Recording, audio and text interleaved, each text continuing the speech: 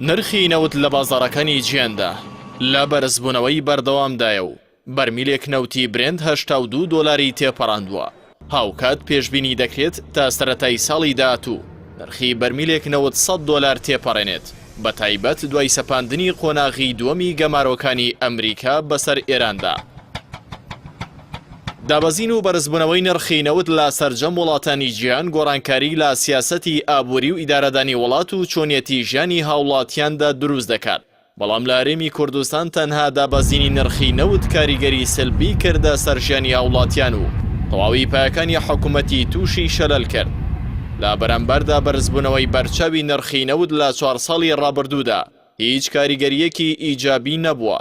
ئەمەش سەرەڕای بەڵێنە بەردەوامەکانی بەرپرسانی حەزب بۆ حکوومەت بۆ باشکردنی ژیانی هاوڵاتیان. لە سەرەتای ساڵی 2014 پارتی وێکێتی دابەزینی نرخی نەوتیان کردە پاساو بۆ دواخستنی موچەی فەرمانبەر و موچەخۆران.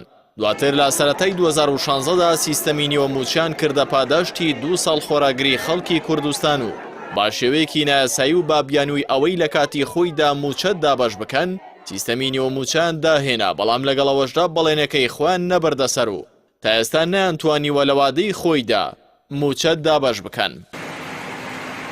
لە ئێستاشدا وێڕای ئەوەی نرخی نەوت بەراورد بە 4 ساڵی ڕابردوو 4 هێندە بەرز بۆتەوە، بەڵام بەرپرسانی حکوومەت جگە لە بەڵێنی بێبنەما هیچ هەنگاوێکی کرداریان بە ئاڕاستەی باشکردنی ژیانی خەڵک نەناوە.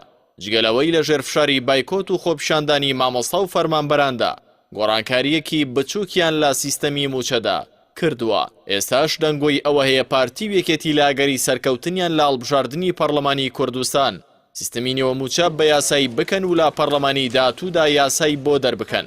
هەرچی موچە فەوتاوەکانی فەرمانبەرانیشە هیچ باسی نییە و پێناچێت حکوومەتەکەی دوو حەزبی دەسەڵاتدار نیازی دانەوەی ئەو قەرزەی هەبێت کە ماوەی 4 ساڵە لەسەری کەڵەکە بووە.